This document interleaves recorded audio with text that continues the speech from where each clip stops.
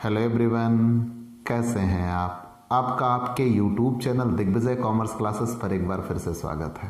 हम आपके लिए अपने इस YouTube channel Digvijay commerce classes पर बीकॉम के सिलेबस के कंपलसरी सब्जेक्ट फाइनेंशियल अकाउंटिंग की पूरी एक सीरीज लेके आ रहे हैं, जिसमें आपको एक तरफ से हर एक रूल और उनके प्रैक्टिकल क्वेश्चन 1 बाय 1 मिलता है।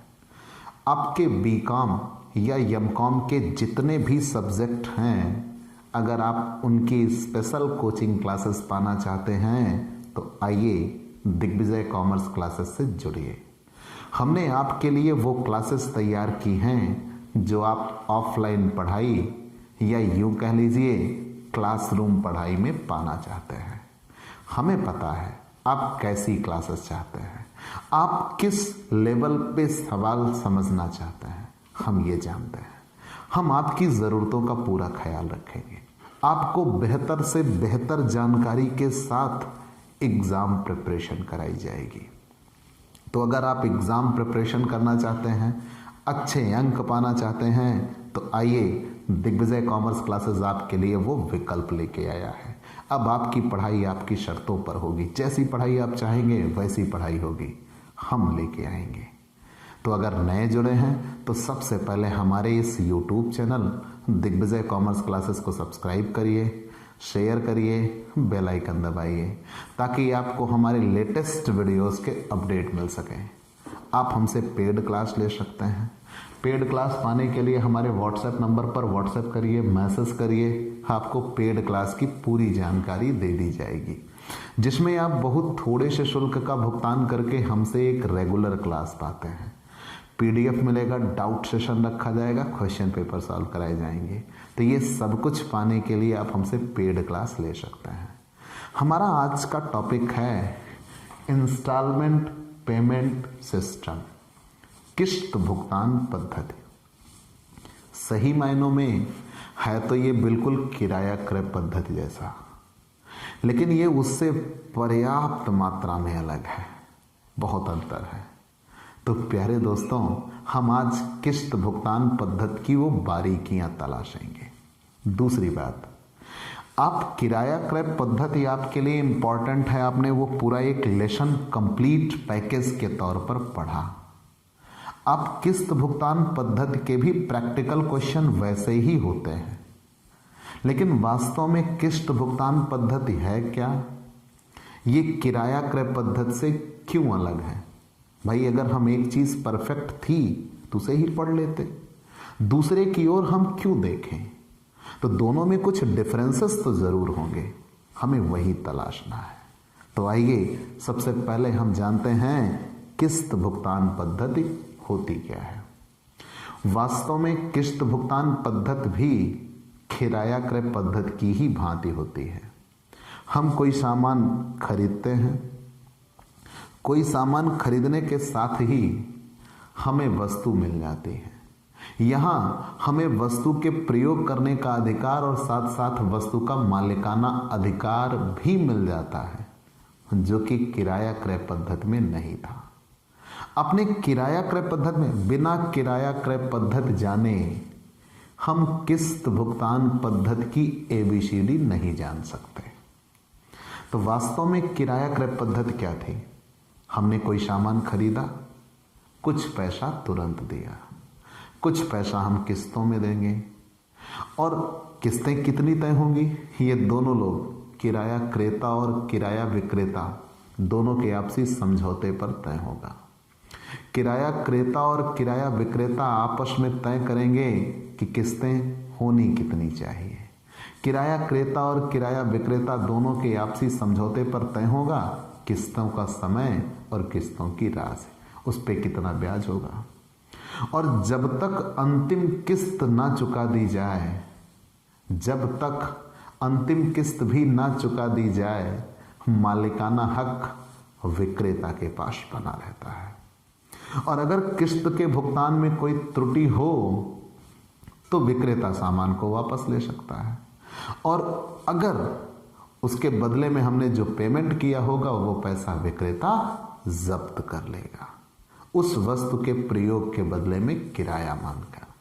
और अंतिम किस्त तक अगर वस्तु में कोई टूट फूट होती है तो रिपेयर की रिस्पॉन्सिबिलिटी, मरम्मत का उत्तरदायित्व भी विक्रेता के पास होगा। ये सारी चीजें हम किराया क्रय पद्धति में पढ़ चुके हैं। तो किस्त भुगतान पद्धति वहां से अलग क्यों हुआ? तो किस्त भुगतान पद्धति भी वास्तव में किराया क्रय पद्धति की ही भांति होता है। इसमें हम कोई सामान खरीदते हैं, कुछ पैसा तुरंत देते हैं और कुछ पैसे के लिए किस्तें तय होती हैं।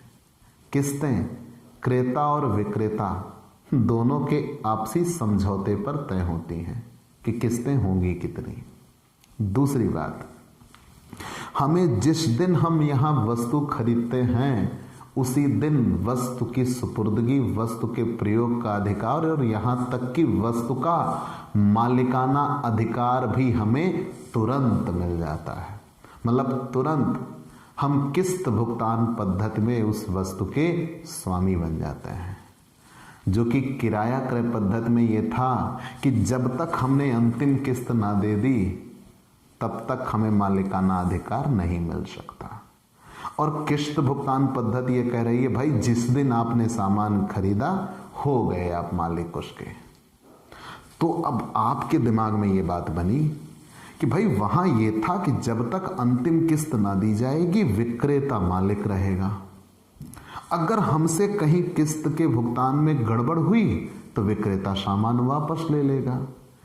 यहां क्या होगा? तो यहां बात यह बनती है कि कोई सामान हम खरीदेंगे, कुछ पैसा किस्त में देंगे, किस्तों में ब्याज भी देना होगा और हमें जिस दिन हमने वस्तु खरीदी उसी दिन वस्तु का मालिकाना अधिकार मिल गया। वस्तु को प्रयोग करने का अधिकार तो हमारे पास आ ही गया। जब वस्तु के हम स्वामी तो जो चाहे वो करें। और अगर हमने किस्तें ना दी तो विक्रेता के पास कोई अधिकार नहीं है कि वो हमसे वस्तु खरीद ले, वो वस्तु हमसे छीन ले, क्योंकि उसके पास कोई मालिकाना अधिकार नहीं रहता तो वो वस्तु हमसे नहीं ले सकता। सिर्फ उस दिन तक जितनी किस्तें बनी हैं उन किस्तों के लिए वो दावा कर सकता है, मुकदमा कर सकता है, ब्याज की मांग कर सकता है, लेकिन वो वस्तु हमसे नहीं ले सकता। और दूसरी बात, अगर यहां कोई टूट फूट होती है तो वस्तु की मरम्मत का उत्तरदायित्व भी विक्रेता का नहीं होगा, क्रेता का होगा। सामान आपका आप बनवाइए, जो कि किराया क्रय पद्धति में था विक्रेता बनवाएगा। और सबसे बड़ी बात किराया क्रय पद्धति एक अलग अनुबंध होता है, लेकिन किस्त भुगतान पद्धति वास्तव में उधार बिक्री का अनुबंध होता है। वास्तव में ये उधार बिक्री का अनुबंध होता है और जिस दिन आपने सामान खरीदा उसी दिन आप जिस व्यक्ति को चाहें किसी अन्य व्यक्ति को बेच सकते हैं और आप उसे अच्छा अधिकार दे सकते हैं, जबकि किराया क्रय पद्धति में ऐसा नहीं था। अब दिक्कत एक है, यहां इस लेसन में बच्चों से दिक्कत होती कहां है? बेटा आप मिक्स करते हो, वहीं दिक्कत होती है। क्योंकि किराया क्रय पद्धति आप इतना पढ़ चले हो ना कि वो आपके रोम रोम में बसा पड़ा है और वहां से निकलने के लिए आपको कुछ अलग सोचना होगा। तो आप अगर वो चीज आपके दिमाग में फीड हो चली है ना तो वहां से कुछ बारीकियां आप हटाइए, तब किस्त भुगतान पद्धति में मजा आएगा। कैसे? अब मेरी बात समझिएगा। मैंने अभी तक आपको दोनों मिला के बताया कि किराया क्रय पद्धति में ये, किस्त भुगतान पद्धति में ये। अब आप केवल किस्त भुगतान पद्धति पढ़िए, दिमाग से किराया क्रय पद्धति हटाइए। कोई सामान हम खरीदेंगे, कुछ पैसा तुरंत देंगे और कुछ पैसा हम किस्तों में देने का प्रॉमिस करेंगे। और जिस दिन हम सामान खरीदेंगे वस्तु हमें मिल जाएगी, वस्तु को प्रयोग करने का अधिकार भी हमारा होगा और वस्तु का मालिकाना अधिकार भी हमें मिल जाएगा। जब वस्तु का मालिकाना अधिकार हमें मिल गया तो वस्तु को हम किसी अन्य व्यक्ति को चाहें तो बेच भी सकते हैं।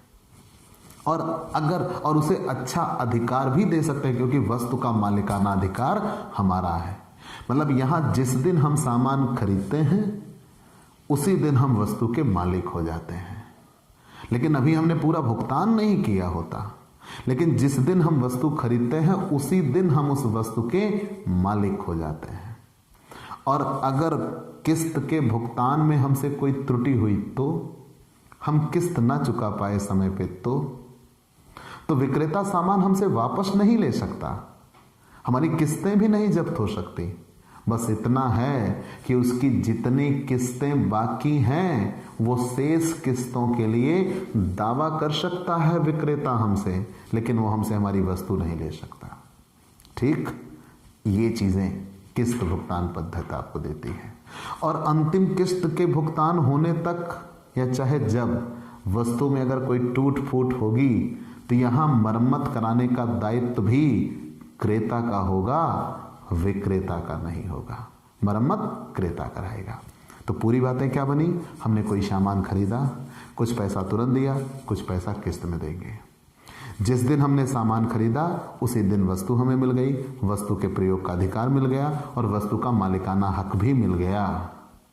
और जब हमने किस्त नहीं दी या हम किस्त नहीं दे पाए तो विक्रेता के पास ये अधिकार नहीं है कि वो हमसे हमारा सामान वापस ले ले। बस वो शेष किस्तों के लिए दावा कर सकता है, ब्याज की मांग कर सकता है, लेकिन वो वस्तु हमसे नहीं ले सकता। और अगर कोई टूट फूट होती है तो मरम्मत भी क्रेता कराएगा, विक्रेता नहीं कराएगा। वास्तव में यही इसकी विशेषता बन जाती है, यही परिभाषा थी। तो परिभाषा जे.आर. बॉटलीबाय ने क्या कहा कि किस्त भुगतान पद्धति में माल की सुपुर्दगी मिलते ही क्रेता की संपत्ति बन जाती है। ध्यान देना, कह रहे हैं किस्त भुगतान पद्धति में माल की सुपुर्दगी मिलते ही माल क्रेता की संपत्ति बन जाता है, यद्यपि भुगतान किस्तों में होता है। मतलब हम एक ऐसी संपत्ति के स्वामी हैं जिसका भुगतान हम किस्तों में करते हैं, जे.आर. बॉटलीबाय ने कहा। आगे हम बढ़े तो एल.सी. क्रॉपर ने क्या कहा? किस्त भुगतान प्रणाली में विक्रेता अपने स्टॉक को ऐसे देनदार में बदल देता है जो किस्तों में भुगतान करते हैं, और क्रेता के दृष्टिकोण से यह माल का उधार क्रय है जिसमें मूल्य उस पर ऋण की तरह होता है जिसका भुगतान उसे करना है। ये अपने अपने विचार है। अब विशेषता जानिए। परिभाषा आप जे.आर. बॉटलीबाय की दीजिएगा, सबसे बेहतर है कि किस्त भुगतान पद्धति में माल की सुपुर्दगी मिलते ही हम माल के स्वामी बन जाते हैं, और ये यद्यपि भुगतान हम किस्तों में करते हैं। विशेषताएं क्या है? विशेषता में पहली विशेषता यह है कि वास्तव में किस्त भुगतान पद्धति एक उधार बिक्री है। मैंने ये कहा कि वास्तव में किस्त भुगतान पद्धति एक उधार बिक्री का अनुबंध होता है। जैसे हम उधार बिक्री में जिस दिन हम सामान खरीदते हैं उसी दिन मालिकाना हक हमारे पास होता है, ठीक वही उधार बिक्री का अनुबंध होता है कि जिस दिन हम सामान खरीदते हैं उसी दिन हमें वस्तु का अधिकार भी मिल जाता है, वस्तु हमारे स्वामित्व की हो जाती है। भुगतान किस्तों में होता है। किस्तें कब तय होती हैं? एक निश्चित समय पर और एक निश्चित मूल्य की किस्तें तय होती हैं जो क्रेता और विक्रेता दोनों के आपसी समझौते पर तय होगा। तीसरा, माल की सुपुर्दगी, जिस दिन हम सामान खरीदेंगे माल उसी दिन हमारा होगा। माल के प्रयोग का अधिकार मिल जाएगा, माल का स्वामित्व भी हमें उसी दिन मिल जाता है जिस दिन हम सामान खरीदते हैं। चाहे आगे चलकर हमसे किस्तों के भुगतान में त्रुटि ही क्यों ना हो, माल का स्वामित्व हमारे पास बना रहेगा। विक्रेता सामान हमसे वापस नहीं ले सकता। अगर किस्त भुगतान में कोई त्रुटि हुई तो विक्रेता सामान हमसे वापस नहीं ले सकता, बस वो शेष किस्तों के लिए दावा कर सकता है। क्या हम अपने इस सामान को किसी दूसरे को गिरवी रख सकते हैं? निस्संदेह। अगर हमने किस्त भुगतान पद्धति पर कोई सामान खरीदा है तो हम उसे गिरवी भी रख सकते हैं, उसे बेच भी सकते हैं, क्योंकि हम उसके वास्तविक स्वामी होते हैं। ठीक है, चलिए हमने जान लिया। ये तो थी किस्त भुगतान पद्धति की बारीकियां। किस्त भुगतान पद्धति और किराया क्रय पद्धति में अंतर क्या है, ये बहुत बार एग्जाम में आया है, बहुत ही ज्यादा बार एग्जाम में आया है। क्या अंतर है? पहला अंतर तो प्रशंविदे की बात कर लीजिए। हम एक एक अंतर बताते हैं, आप चलते चलिएगा, पढ़ते चलिएगा।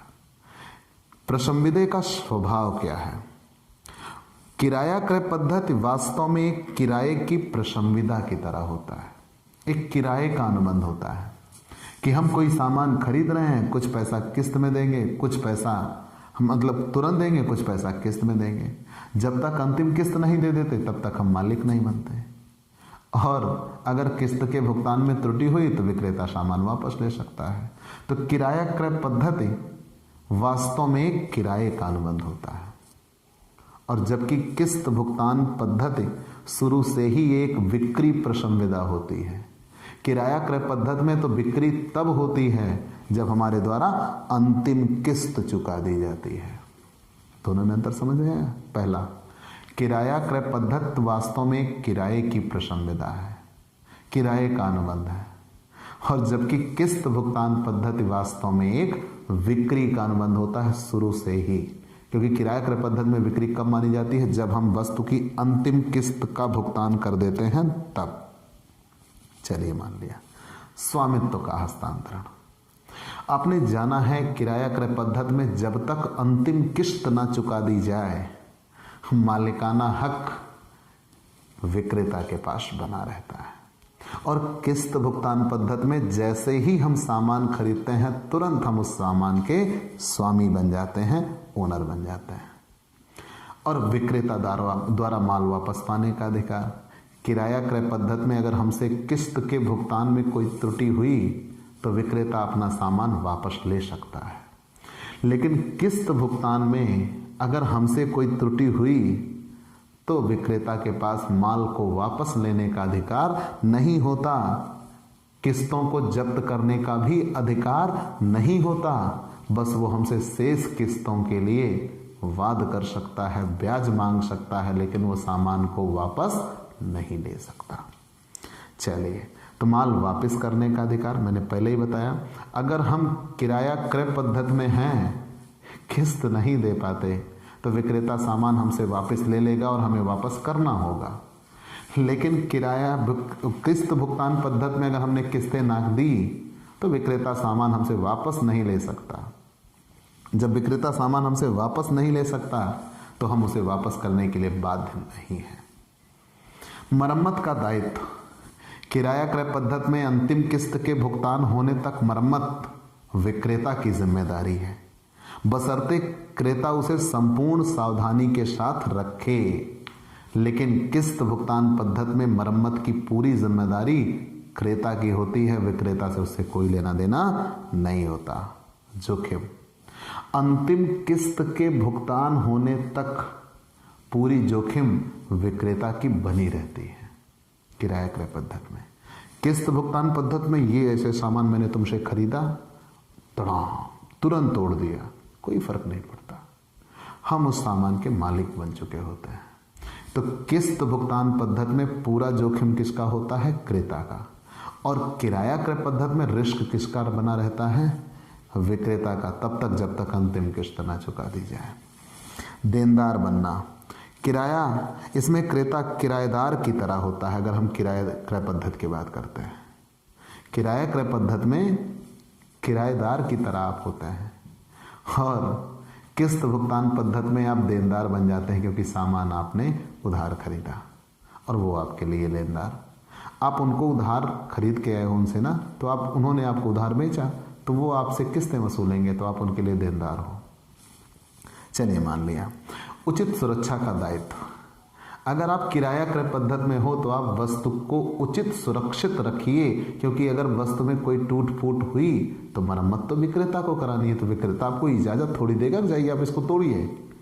आपको उचित सुरक्षित रखना होगा।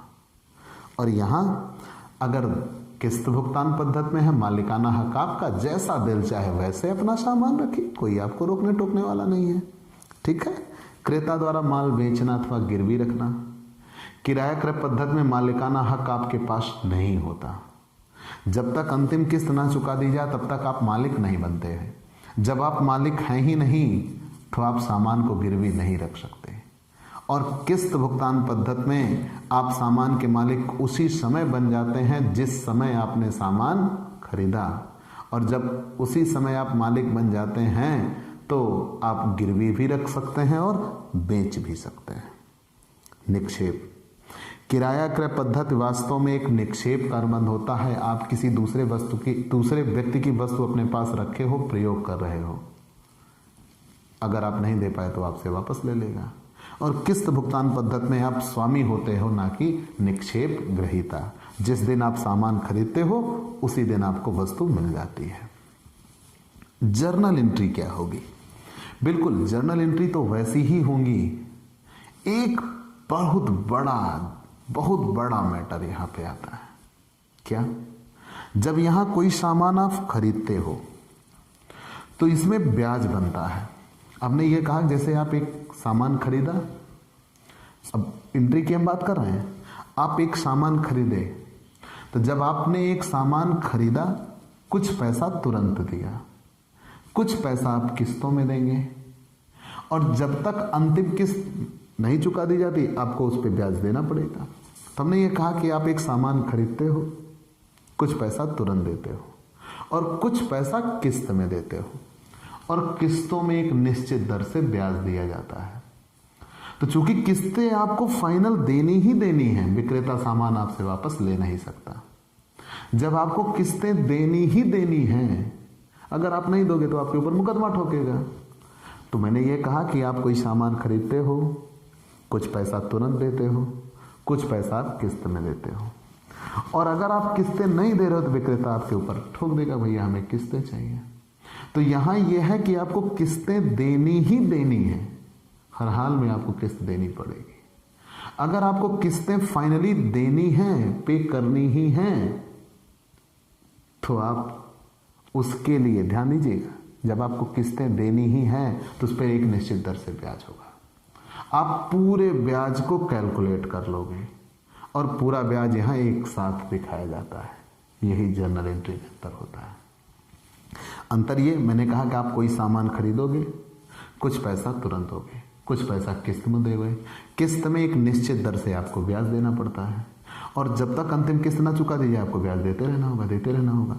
तो यहाँ कंडीशन यह है कि आपका पूरा ब्याज एक साथ निकाल लिया जाता है, और ये माना जाता है कि फाइनली आपको इतने रुपए ब्याज देना है, फिर बाद में उसी में आप कटौती कम करते चले जाइएगा।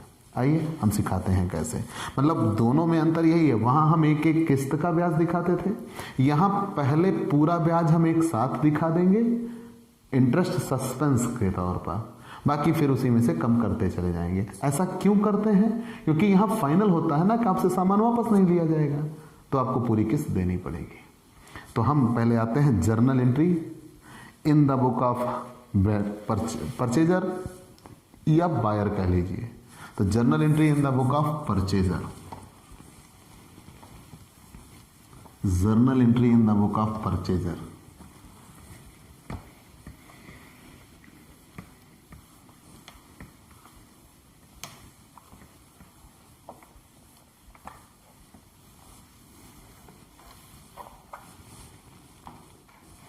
Journal entry in the book of purchaser,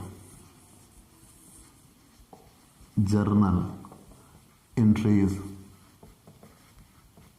in the book of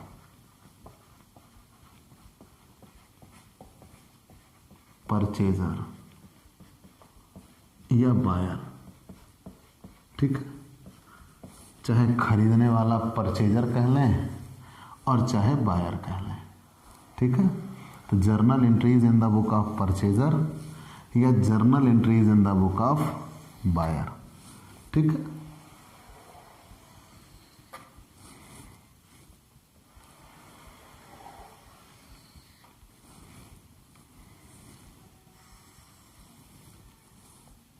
debit, credit, LF, यहां डेट। ठीक भाई, ये जर्नल का फॉर्मेट, यहां डेट, और ये रहा पार्टिकुलर। तो हमने कहा journal entries in the book of purchaser. सबसे पहले हम कोई सामान खरीदेंगे, तो जैसे ही हम सामान खरीदेंगे, सामान हमारे पास चला आया, ध्यान देना, हम जर्नल एंट्री की बात कर रहे हैं। जैसे ही हम कोई सामान खरीदेंगे, सामान हमारे पास आएगा, तो सामान हमारे पास आएगा तो असेट्स अकाउंट डेबिट, आने वाली को डेबिट करते हैं। अब यही बात मैं इंटरेस्ट की कर रहा। हमने जैसे ही सामान खरीदा, सारी किस्तें तय हो गई कि हमें इतनी किस्तें चुकानी है। जब सारी किस्तें तय हो गई तो पूरा ब्याज भी तय हो गया कि फाइनली हमें इतना ब्याज देना है, और पूरा ब्याज एक साथ यहां हम इंटरेस्ट सस्पेंस नाम से दिखा देंगे। ये हमारे लिए उस दिन घाटा ही तो हुआ। क्यों? क्योंकि अब हमने सामान खरीद लिया तो हमें ब्याज चुकाना पड़ेगा, क्योंकि जब तक हम अंतिम किस्त नहीं दे देते तब तक हमें किस्तों में ब्याज देना होगा। तो यहां बात क्या बनी? मैंने कहा कि अब हमने सामान खरीद लिया। जब हमने सामान खरीद लिया तो हमें ब्याज तो देना पड़ेगा, और हम बिना ब्याज दिए किस्तें, भाई यहां टोटल बात क्या बनी, आप इसे ऐसे समझिए। मैंने ये कहा सबसे पहले हमने सामान खरीदा तो सामान हमारे पास आ गया, असेट्स अकाउंट डेबिट। अब फाइनली ये हो गया कि हमने सामान खरीद लिया, हमें उस सामान के बदले में इतनी किस्त देनी है और किस्त में हमें इतना ब्याज देना है, और जब तक हम भैया किस्त पूरी कर नहीं लेते तब तक हमें ब्याज तो देना ही पड़ेगा, और पूरा देना ही पड़ेगा क्योंकि सामान कोई हमसे वापस ले नहीं सकता। तो इसलिए हमें यहाँ पूरा ब्याज दिखाना पड़ता है, इंटरेस्ट सस्पेंस अकाउंट में हम दिखा देते हैं, पूरा एक साथ पूरा ब्याज डेबिट कर देंगे। और ये हमें देना किसको है? वेंडर को, विक्रेता को, या सेलर भी लिख सकते हैं। ठीक है, यहां तक कहीं कोई दिक्कत? तो पूरी एंट्री क्या बनी? सबसे पहला ये पहले साल, पहले महीने, पहले दिन ये बन जाती है। तो सबसे पहले हमने सामान खरीदा, तो सामान खरीदा तो सामान हमारे पास आया, असेट्स अकाउंट डेबिट। पूरा ब्याज हमने क्यों डेबिट दिखा दिया? क्योंकि उस दिन तक जैसे ही हमने सामान खरीदा, हमने ये तय किया भैया हम इतने रुपए का सामान खरीद रहे हैं, आपको इतनी किस्तें देंगे, किस्तों में इतना ब्याज देंगे। तो पूरा ब्याज क्लियर हो गया। आप सामान हमसे वापस नहीं ले सकते तो हम किस्तें भी आपको पूरी देनी पड़ेंगी, तो पूरा ब्याज भी हमें देना पड़ेगा। तो जब पूरा ब्याज हमें देना पड़ेगा, पूरा ब्याज हमारे लिए एक प्रकार से घाटा हो गया, हमने डेबिट कर दिया। और टू वेंडर्स अकाउंट, अब तुरंत हमने जब सामान खरीदा तो ये इतनी एंट्री बन गई। मतलब आप वही जो आप हायर परचेज में पढ़े थे, assets account debit to vendor, यहाँ एक लाइन बढ़ रही है, इंटरेस्ट सस्पेंस अकाउंट। फिर हम किस्त देते हैं। जब तुरंत हम सामान खरीदते हैं कुछ पैसा तुरंत देते हैं, तो जब हम पैसा देंगे तो विक्रेता हमसे पैसा पा जाएगा, और विक्रेता पर्सनल अकाउंट है। यहाँ देखिए उसने सामान बेचा था तो वो क्रेडिट हुआ था, यहाँ उसे किस्त मिलेगी, और जैसे ही उसे किस्त मिली तुरंत वो डेबिट बन गया। Debit the receiver and credit the giver, that's the rule of personal account. Personal account ये कहता है पाने वाले को ऋणी, देने वाले को धनी। जब हमने सामान खरीदा था तो विक्रेता ने सामान बेचा था, वो क्रेडिट हुआ, लेकिन जब हमने किस्त दी है तो विक्रेता किस्त पा रहा है, तुरंत उसके लिए क्या हो गया? डेबिट हो गया, वेंडर अकाउंट डेबिट, और हमारे पास से पैसा चला जाएगा to cash account. Vendor account debit to cash account. Clear? यहां तक तो कहीं कोई दिक्कत ना हुई। फिर अब यहां ब्याज दिखाया जाएगा। वहां आप ब्याज विक्रेता के लिए देते थे, interest account debit to vendor. यहां पूरा ब्याज आप एक साथ दिखा चुके हो, तो जितना ब्याज लगता चला जाएगा अब ये साल के अंत में, जितना ब्याज लगता चला जाएगा, interest account debit to interest suspense account करते चले जाएंगे। यही दोनों में अंतर होगा, क्योंकि पूरे ब्याज को हम एक बार, टू इंटरेस्ट सस्पेंस, पूरे ब्याज को हम एक बार इकट्ठा इंटरेस्ट सस्पेंस में दिखा चुके हैं। तो जब पूरे ब्याज को हम एक साथ इकट्ठा इंटरेस्ट सस्पेंस में डेबिट कर चुके हैं, तो जितना ब्याज लगता चला जाएगा इंटरेस्ट सस्पेंस से, उतना हम कम करते चले जाएंगे। Interest suspense account. क्लियर? आगे बढ़ जाऊं? यहां तक कहीं कोई दिक्कत? फिर से जान लीजिए, हमने सामान खरीदा, सामान हमारे पास आ गया, पूरा का पूरा ब्याज एक साथ हम डेबिट कर देंगे। पूरा ब्याज इंटरेस्ट सस्पेंस में हम दिखा देंगे। क्यों? क्योंकि इंटरेस्ट सस्पेंस में हमने इसलिए दिखा दिया कि फाइनली हमें ब्याज तो अब देना ही पड़ेगा, किस्त हमें देनी ही पड़ेगी, सामान हमारा हो चुका है। तो पूरा ब्याज हम एक साथ दिखा देते हैं, इंटरेस्ट सस्पेंस अकाउंट। फिर किससे हमने खरीदा? वेंडर से। तो वेंडर ने सामान हमको बेचा, टू वेंडर्स अकाउंट। तो वेंडर्स देने वाला था इसलिए उसको हमने क्रेडिट कर दिया। फिर हमने पैसा दिया, तो जब हमने पैसा दिया तो पैसा हमारे पास से गया, तो कैश तो क्रेडिट हो गया, क्योंकि कैश अकाउंट रियल अकाउंट है, आने वाली को डेबिट और जाने वाली को credit. Debit what comes in, credit what goes out. तो जो कैश हमारे पास से जा रहा है तो क्रेडिट हो रहा है, लेकिन वो कैश किसके पास जा रहा है? वेंडर के पास। तो वेंडर क्या कर रहा है? पैसा पा रहा है, डेबिट द रिसीवर, और जैसे ही उसको पैसा मिला तो वेंडर पाने वाला हो गया, डेबिट, पर्सनल अकाउंट। फिर जो ब्याज हमने एक साथ इकट्ठा दिखा दिया था, इंटरेस्ट सस्पेंस, वो इंटरेस्ट सस्पेंस बारी बारी हमें कम करना होगा। तो interest account debit to interest suspense account. जैसे जैसे ब्याज लगता जाएगा इंटरेस्ट सस्पेंस से हम निकालते जाएंगे, क्योंकि पूरा पूरा पैसा हम एक साथ इंटरेस्ट सस्पेंस में दिखा चुके थे। फिर अब यहां हम फिर साल के अंत में किस्त देंगे। जब साल के अंत में हम किस्त देंगे तो वेंडर फिर से पैसा पाएगा, vendor account debit to cash account. जब हमने पैसा दिया तो वेंडर के पास पैसा पहुंचा, तो वेंडर पाने वाला बन गया और हमारे पास से पैसा चला गया। तो वेंडर रिसीवर है इसलिए डेबिट, पैसा हमारे पास से चला गया इसलिए टू कैश अकाउंट। आगे बढ़ गए। अब बात करते हैं डेप्रिसिएशन की। साल के अंत में ह्रास लगता है। जब ह्रास लगता है तो हमारी संपत्ति उतने से घिस जाती है। जब हमारी संपत्ति उतने से घिस जाती है तो वो भी हमारे लिए एक प्रकार की हानि होती है। तो डेप्रिसिएशन डेबिट। और डेप्रिसिएशन सदैव किस पे चार्ज होता है? असेट्स पे।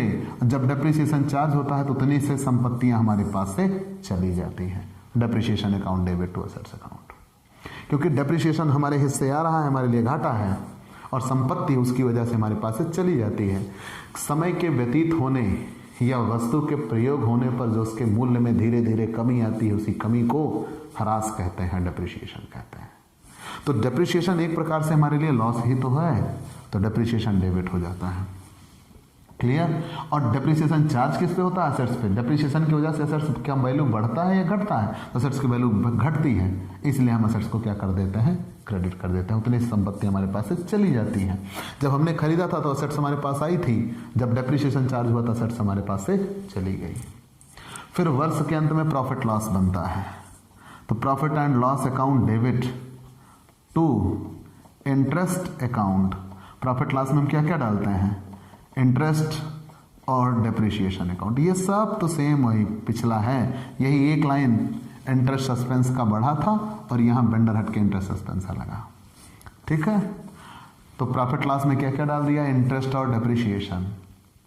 ठीक है? यहां तक एंट्री क्लियर। ये journal entries in the book of purchaser है। और दूसरी बात, इन 6 एंट्रियों में पहली और दूसरी एंट्री पहले साल के पहले दिन होती है। बाकी ये 4 एंट्रियां प्रत्येक वर्ष के अंतिम दिन होती हैं। प्रत्येक वर्ष के अंतिम दिन। तो क्लियरली हम ये कह सकते हैं पहली और दूसरी एंट्री केवल 1 साल होती है, बाकी हर साल 4-4 एंट्रियां होती चली जाएंगी। अब हम आ जाते हैं journal entries in the book of vendor. आप इसका स्क्रीनशॉट ले लीजिए जी। बहुत अच्छे।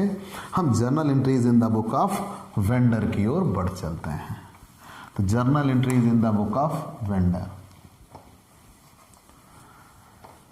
Journal entries in the book of vendor.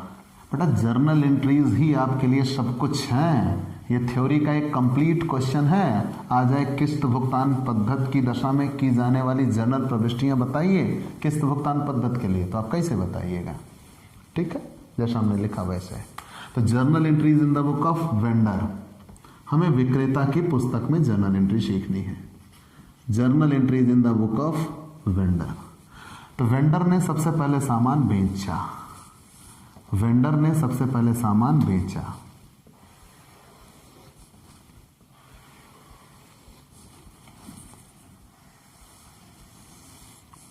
एक जनवरी 1 वेंडर ने सबसे पहले सामान बेचा। किसको बेचा? परचेजर को।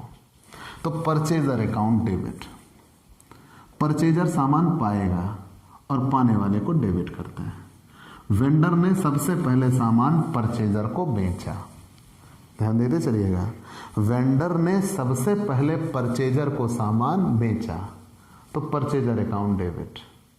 और purchaser account debit to sales account, उसने सामान बेच दिया। यहां हायर सेल्स शब्द नहीं लिखेंगे, वहां वास्तव में बिक्री का संविदा नहीं था, किराए का संविदा था। यहां बिक्री की संविदा होती है। तो सबसे पहले विक्रेता ने सामान बेचा, तो purchaser account debit to sales, इसलिए यहां हायर शब्द नहीं लगाते। और टू सेल्स के साथ साथ टू इंटरेस्ट सस्पेंस, पूरा ब्याज भी उसे मिलना है एक साथ, पूरा ब्याज वो क्रेडिट कर देगा। जैसे ही उसने बिक्री की, उसे ये पता है कि अब उसे इतनी किस्तें मिलेंगी और किस्तों में इतना ब्याज मिलेगा, तो ब्याज उसके लिए आय बन जाएगी और पूरा का पूरा ब्याज वो एक साथ दिखाएगा। तो एंट्री क्या बनी? विक्रेता ने सामान बेच दिया। किसको बेच दिया? परचेजर को, परचेजर डेबिट।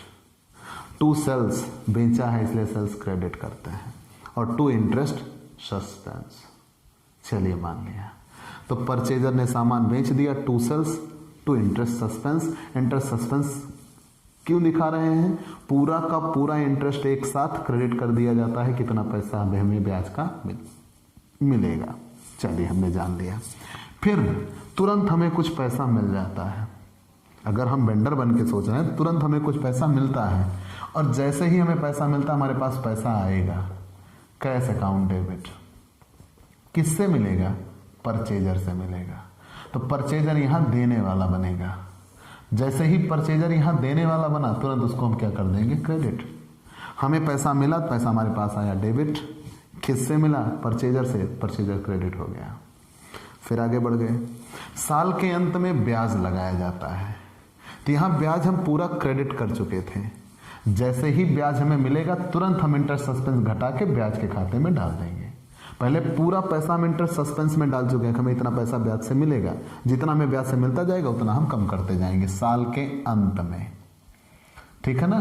तो इंटरेस्ट सस्पेंस अकाउंट डेबिट, ब्याज का पैसा अब interest suspense account debit to interest account, interest suspense account debit to interest account. ठीक है? Interest suspense account debit to interest account. चलिए मान लिया। ये ब्याज क्यों? यहां ब्याज इंटरेस्ट सस्पेंस के लिए क्रेडिट हो चुका था। अब जैसे जैसे ब्याज लगता जाएगा, इंटरेस्ट सस्पेंस का पैसा निकाल के हम किस में डाल देंगे? इंटरेस्ट अकाउंट में डाल देंगे। ठीक? फिर से जान लीजिए। सबसे पहले विक्रेता ने सामान बेचा। किसको बेचा? परचेजर को। परचेजर पाने वाला हुआ डेबिट। बेचा है, सेल्स हमेशा क्रेडिट होती है। और जब सेल किया तो उसे इंटरेस्ट मिलेगा, क्योंकि किस्तें मिलेंगी, सेल इंटरेस्ट मिलेगा, पूरा इंटरेस्ट क्रेडिट कर दिया गया। लेकिन मिलेगा, मिला नहीं है, इसीलिए सस्पेंस है। फिर उसे किस्त मिली, पैसा मिला, कैश डेबिट हुआ। परचेजर से मिला, परचेजर ने दिया, क्रेडिट हुआ। फिर जब ब्याज मिला तो जो पैसा सस्पेंस में था उतना से कम हो गया। भाई हम किसी चीज पे सस्पेंस में, मैं इतना पैसा मिलना है, जैसे उतना पैसा मिला उतना कम कर दिया। ठीक? तो इंटरेस्ट सस्पेंस का जैसे पैसा मिला तुरंत उसको डेबिट कर दिया टू इंटरेस्ट अकाउंट। फिर अब किस्त मिलेगी, किस्त मिलेगी, और जैसे ही किस्त मिलेगी पैसा हमारे पास आएगा। कैश अकाउंट डेबिट कौन देगा? परचेजर देगा, तो परचेजर क्रेडिट। तो cash account debit to purchaser account. ठीक? हरास नहीं लगाते, हरास नहीं लगाते। हरास से विक्रेता से कोई मतलब नहीं है। फिर साल के अंत में पैसा जो मिला वो पीएल में भेज दिया जाएगा। तो इंटरेस्ट का पैसा प्रॉफिट एंड लॉस में भेज देते हैं। इंटरेस्ट की वजह से हमें फायदा हुआ। याद रखना बेटा, आप ये दिमाग में बैठा लो, जब आपको फायदा हो तो पीएल क्रेडिट करने का, और जब आपको घाटा हो तो पीएल डेबिट करने का। तो जैसे ही आपको फायदा हो आप पीएल क्रेडिट करेंगे, और जैसे ही आपको घाटा हो आप पीएल डेबिट करेंगे। तो यहां ब्याज मिलेगा तो आपको फायदा होगा, तो interest account debit to profit and loss account. ठीक है? इंटरेस्ट का पैसा प्रॉफिट एंड लॉस में भेज दिया गया। और सबसे अंत में जो ये सेल हुआ था, सेल्स का पैसा ट्रेडिंग में भेज दिया जाता है। तो sales account debit to trading account. ये फाइनली एंट्री बना के तब पुस्तकें बन। ध्यान रहे, ये पहली और दूसरी एंट्री पहले साल के पहले दिन, और ये 3 एंट्रियां हर साल के आखिरी दिन, और ये अंतिम एंट्री केवल और केवल पहले साल होती है, बाकी ये हर साल नहीं होती। तो ये तो थी जर्नल एंट्री। उम्मीद है आपको ये बेहतर तरीके से समझ में आ गई होगी। तो प्यारे दोस्तों, आपको ये क्लास कैसी लगी हमें ज़रूर बताइएगा। आपके लाइक और कमेंट का इंतज़ार रहेगा। आप हमसे पेड क्लास ले सकते हैं।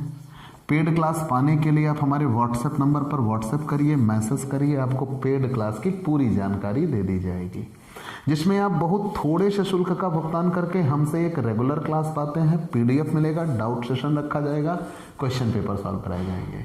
तो ये सब कुछ पाने के लिए आप हमसे पेड क्लास ले सकते हैं।